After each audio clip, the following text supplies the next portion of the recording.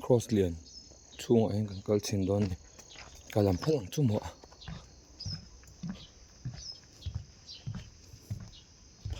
ai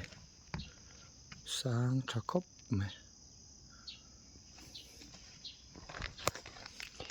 ni cross lian chung hi step pom don ni hi da lian step pi om chau u don hi da chau lo me ang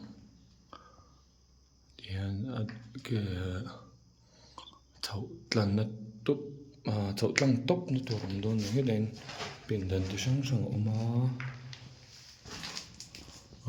an chau to lo me ang tian ki da chip ka chau don mo ti song khan me he lamain tian om le a he da gi atc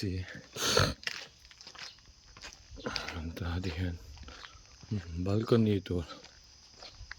lian ut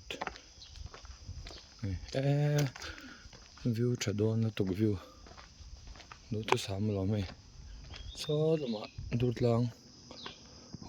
hospital he da lang thla wa ko da brigade field te langa he da an ei zon he pui miap takani chau step a chau char tum num ti hen lang da ei zon an ei zon ka ma chon do ni cross khan mo sang